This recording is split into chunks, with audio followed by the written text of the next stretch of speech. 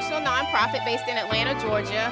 My dad took his own life when I was 7 months old, my best friend in 2014, and I thought about taking my own life in 2015. So it's an honor to be here and to do this work. And just give yourself a round of applause for being here on World Mental Health Day. So without further ado, I'm going to introduce our incredible panelists for today. First up is Andrea Brown, the Executive Director of the Black Mental Health Alliance. Let's give it up for Andrea. Next, we have Doug Reed. He is the Director of Partnerships of Black Men Heal. Come on up, Doug. Let's go! Yes. Yes, King, give me all that energy this morning on World Mental Health Day. And last but certainly not least, we have David Johns, who is the Executive Director of the National Black Justice Coalition. All right, and again, let's also give it up for Charlamagne the God for doing this event and iHeartMedia. So we're gonna jump right in. Andrea, is there a correlation between heightened racism and mental health? I think this is working, yes. Right? Good, everybody.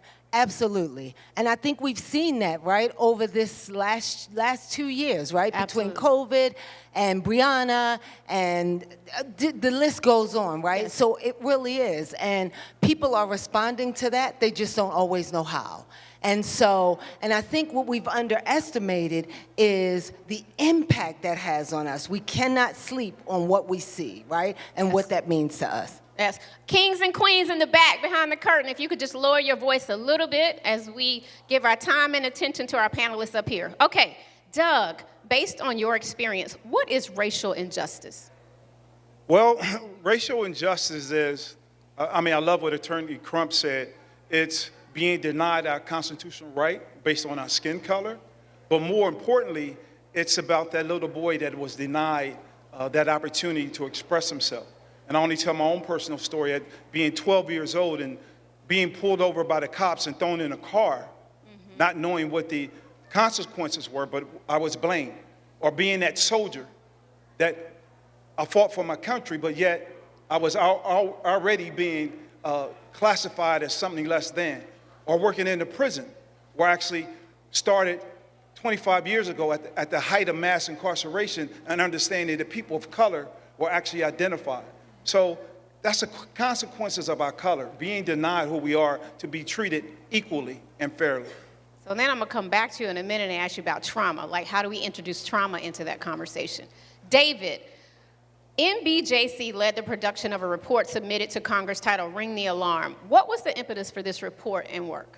Yeah, I appreciate that. I want to shout out my colleague, Dr. Alfie here. Dr. What Alfie! we did, yes, love her and her work. So the report that we issued, and let me just back up and acknowledge that NBJC exists to remind folks that as long as Black people have existed, we have been beautifully diverse. And in particular, we also exist as LGBTQIA+ folks, right? We have intersectional identities. And so the report was really focused on reminding folks that while we're not talking about it, our babies are screaming for our help. In particular, our children, Black children, are struggling with mental health issues that often go unacknowledged and ignored. And so we work together with the coalition of mental health practitioners, educators, caring and concerned adults to really ring the alarm, the title of the report, and say, we need to do a better job and focus on our children. And the fact that children who I've never met a child who asked to be born, that our children are deciding to take their lives should be a concern for all of us. 100%. And in particular, when we think about Black kids, the big issue is that for every other community of children, suicide rates are decreasing. But for our babies, they are increasing. So we have to continue to ring the alarm. Yes, thank you for the work that you're doing. Our babies are hurting out here. That's why this event is so important today, so we can have, all of the content that we need to identify signs, symptoms, treatments, and other ways to ring the alarm. So thank you for that. Andrea, after the murders of George Floyd and Breonna Taylor, what trends has BMHA experienced? So a couple of things. We've seen, honestly, our referrals have gone through the roof. And people don't know what it is they want, but they know they want and need something, right? And so, my colleague down here, Damon, one of the things that he just talked about was this suicide rate among black children. And what we've seen like never before is Black men and boys. The rate that suicide for them is going through the roof.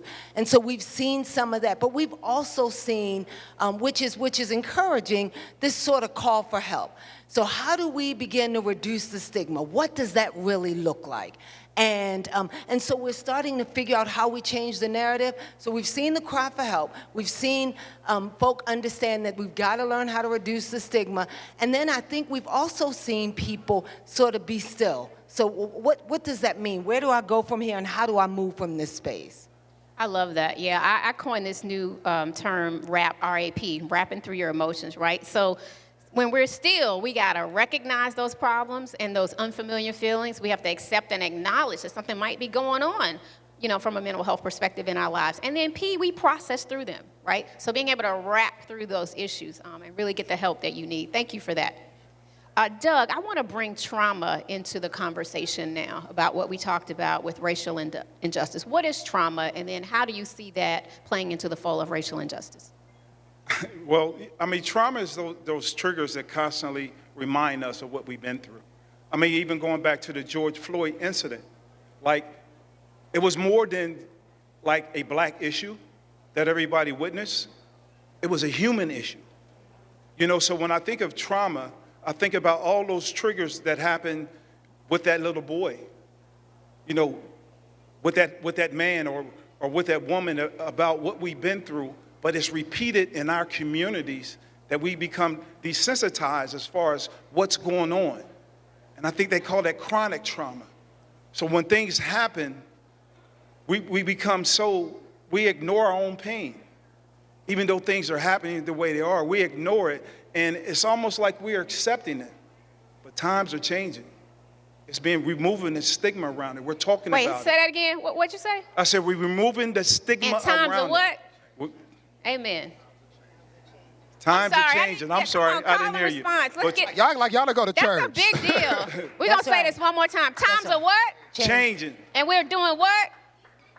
Thank you. Thank you. Yes, she's sister. on it. Thank you. And the only thing, I'll finish off with that, because the time is now. We're going to remove it. We're going to change the narrative. Yes. We're going to speak on it. We're going to speak.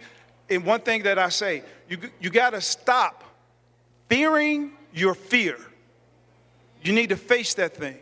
You need to go back and have that conversation with that mother, with that father, with that child. You need to go back and face that fear because you were so caught up in it. You weren't able to be vulnerable to express your thoughts and your emotions. So now is the time to go back and face your fear. Oh, y'all give it up for that. Ooh, I love that.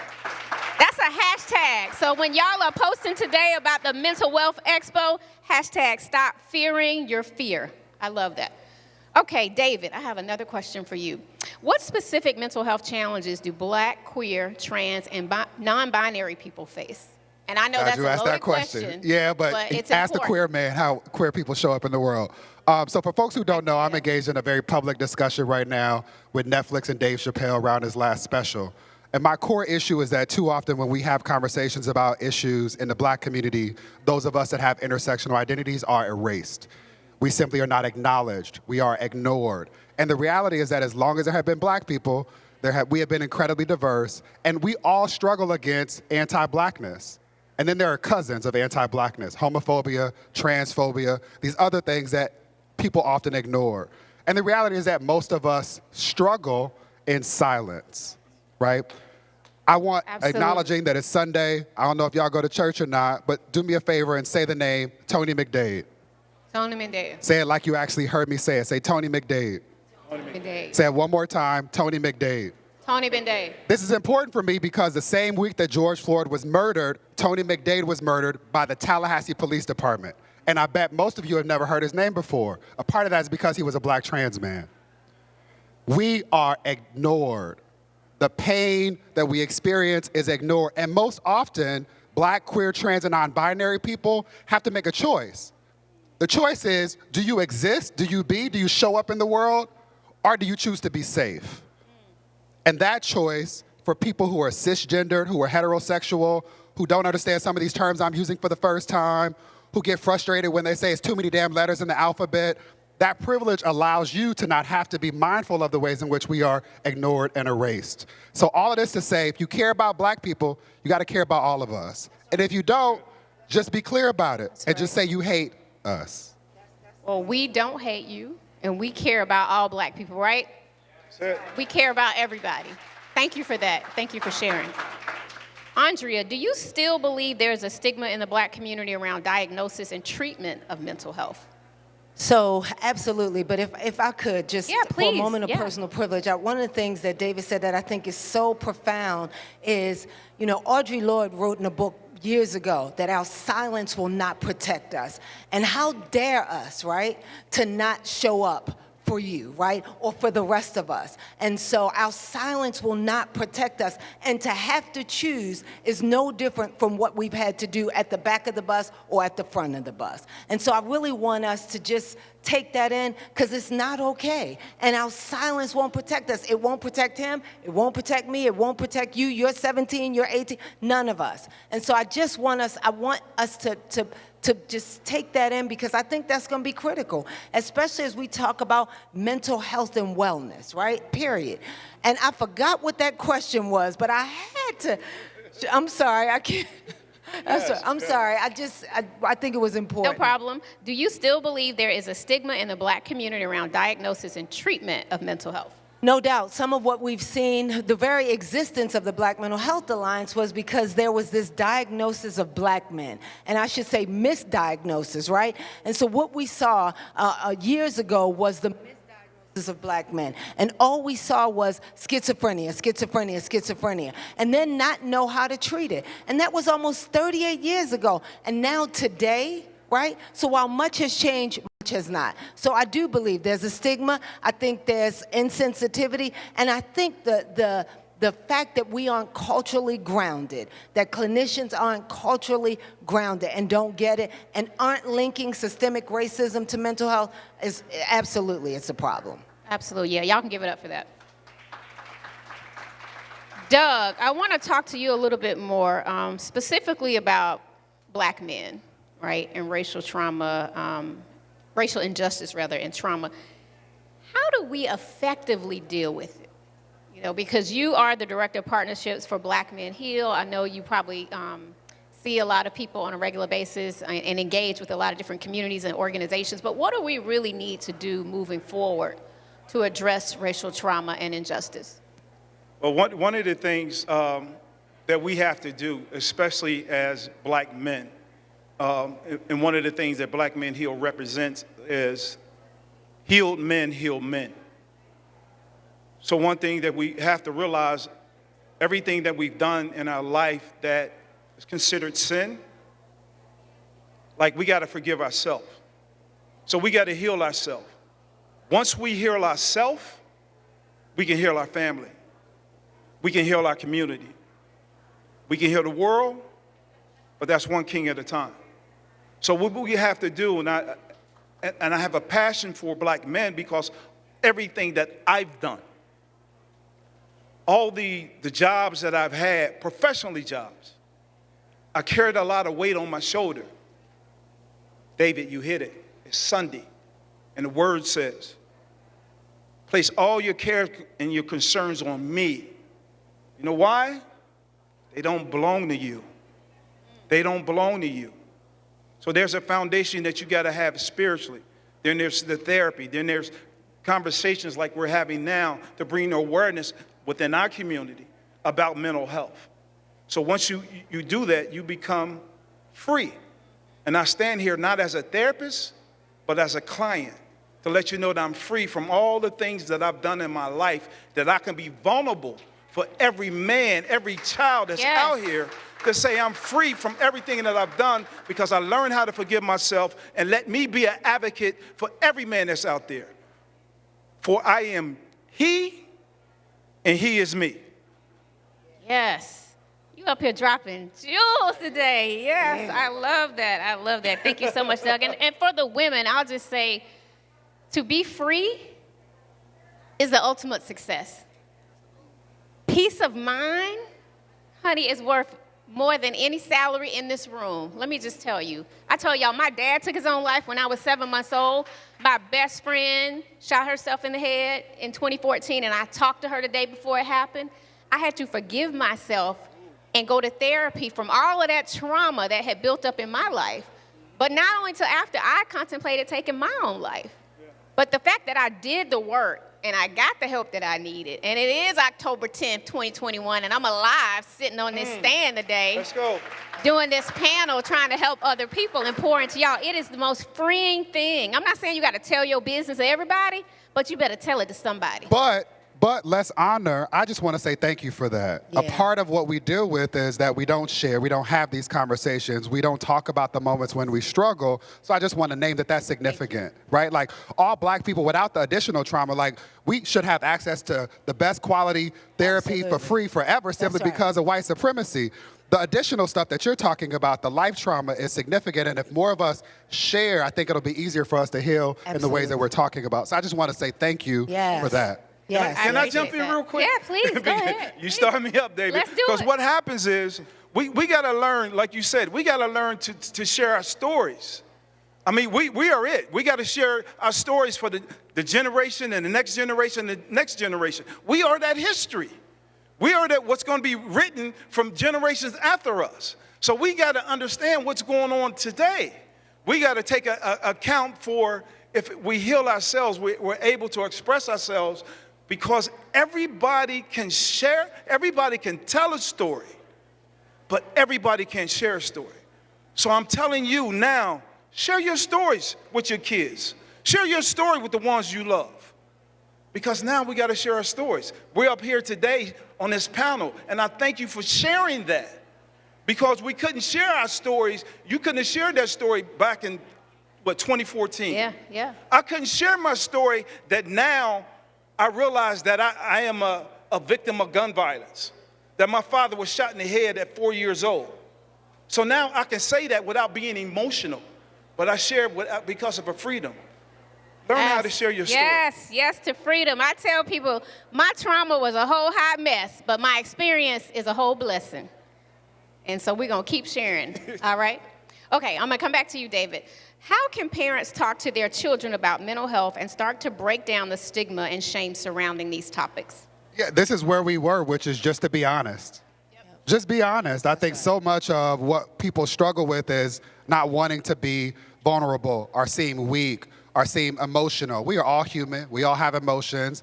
And if that means being sensitive or acknowledging when I'm hurting, then so be it. And so I think it's most important to acknowledge that a child's first and most important educator are their parents. And you simply being able to say how you're feeling and demonstrate leveraging people and resources to work through that is the most important thing we can do. The second thing is that all of us should acknowledge that young people are brilliant.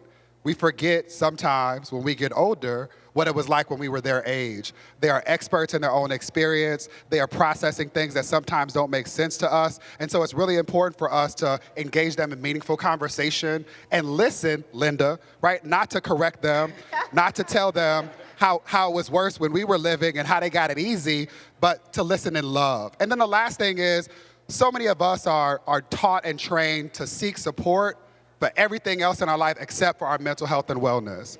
We'll get bankers and finance folks to level up and get the bag. We'll get teams of nutritionists and stuff to make sure the body is right before Hot Boy Summer. But we don't do the same thing with regard to our mental health. So it's really important for me, go to church. If that's your community, go to church, right? But also have a therapist who's competent, who's qualified, who can help you deal with the stuff that you might not be able to deal with in those other spaces. 100%. Thank you so much. One of the things I think that what you say is so important, and here's the other thing, and if you go to church, church needs to say it's okay to have a therapist. That's a whole nother conversation. Not okay, church should have therapists in the church. No Because if we're going to tell the truth, church hurt is a thing. Let me just tell you, for a long time, and this isn't about calling out the black church, this is about calling out truth, right? That's what this is. And so, yes, maybe it's not 5 steps for you to be healed, but there is a therapist who can. And so I think the conversation, and we've got to tell that to our children early. Yes. And so they are not their trauma. I am not my trauma. And so I move from that, so. I love that. Yes, 100%. And I have to. It is Sunday. I'm going to shout out my church, Ebenezer Baptist Church, America's Freedom Church in Atlanta, Georgia. The night that true story, that I contemplated taking my own life, I texted my pastor, Dr. Warnock, who is now Senator Warnock. He said, I'm going to pray with you, but you got to go to the doctor. You got to get help. So shout out to Ebenezer for starting to move that conversation forward. Because for me, it's hashtag Jesus and therapy, if that's what you believe in. That's right. That's excellent. All right, so I want to go back to what we were talking about children, Andrea, and ask you, we hear this hashtag all the time, right? Black excellence, Black excellence. How does Black excellence play into the mental health of our Black youth?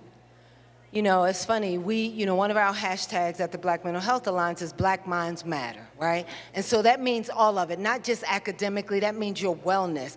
And so that is significant, but the language has to change. And you said it so eloquently about, they are brilliant in their space, right? And so we've got to remember, and we begin to say, you are excellent in this space. And how you heal is gonna look different from how I heal. And so some of what we're seeing is poetry really take the stage in terms of mental health and wellness. We're seeing the arts, whether that's through dance or art, the visual.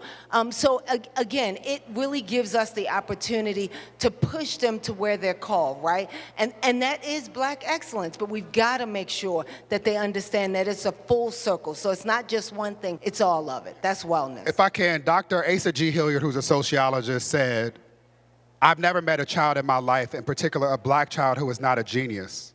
And there's no secret to how you support them. You first acknowledge them as human, and then you support them with love.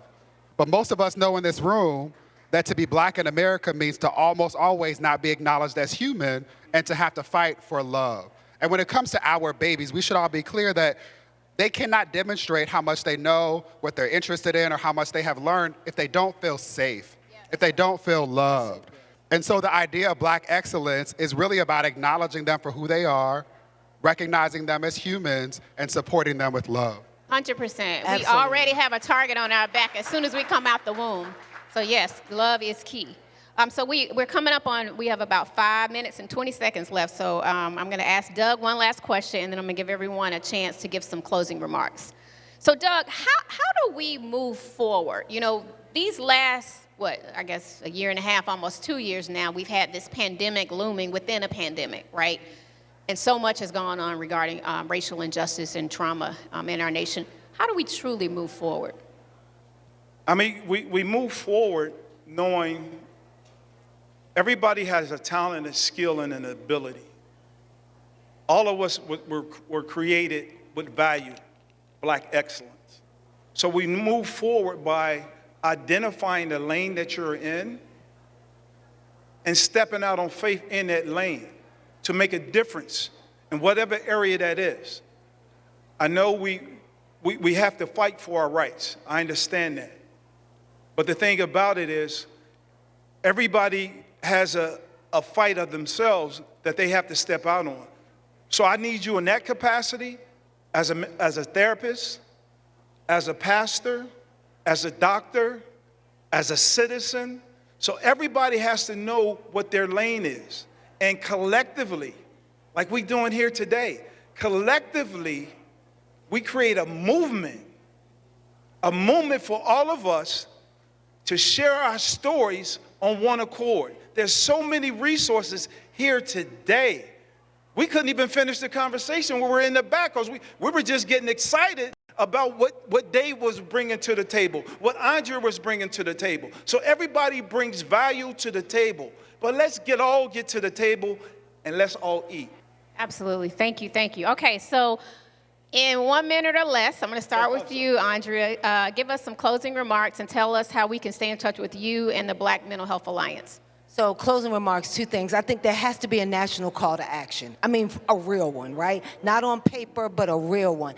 And you said that this is a movement, right? But it is. But this is also our moment, right? If you want liberation, if you want to be healed, we do the things that we do, everybody, people of color, and we do a national call to action, for real, for real. And then we figure out what that looks like. I mean, if the Godfather in his movie could call the heads of the family together, what we waiting for, right? What are we waiting for? And so this is our moment. And so I will say that. And so people can easily get in touch with me, Black Mental Health Alliance, Black Minds Matter. We've got a gamillion hashtags. I'll make sure that you have them. And I think the last thing I'll say, so we need to do a national call to action, but we also need to change the narrative. And so there's got to be, and I'm not talking about some universal language, but we've got to change the narrative that it's okay that I am not my trauma, right? It's okay that I won't be silenced, right? And you shouldn't be. And so I think the call to action, the language change, we change the narrative and we change the game. Awesome. Thank you, Doug. Quickly, can you tell us how to stay in touch with you and Black Men Heal and any final words? Yeah, we're on all social media avenues, and it's actually Black Men Heal. Actually, visit our website, Instagram, Facebook pages, and also we have a virtual free space called King's Corner. Also visit that. So we're available. Just remember, Black Men Heal. Thank you, thank you. And David? If you hear me say nothing else, I hope you hear my heart when I say guard your joy. Guard your joy. Our ancestors, Uncle Jimmy, James Baldwin, Toni Morrison, have reminded us over time that all that we want to do, the price for it has already been paid. So for me, it's really important for us, and I just want to acknowledge we're having a conversation with the congregation because y'all here on a Sunday morning, right? Y'all already got it. Guard your joy. I'm at Mr. David Johns across platforms, and the organization is MBJC On The Move. And then the last thing I'll say is, again, not only is it important for us to do it for ourselves, right? We owe ourselves our best selves, but again, for the babies that don't ask to be born, who are watching us struggle through all of this, right? If for no other reason, we should do this work and make sure that we heal ourselves and guard our joy for our babies. Thank you, thank you. And lastly, I'll just add, yes, give it up for David. I'll just add, my organization, Silence to Shame, we do a lot of work around erasing stigma. So you can check us out at silencetoshame.com. Follow us on Instagram at Silence to Shame.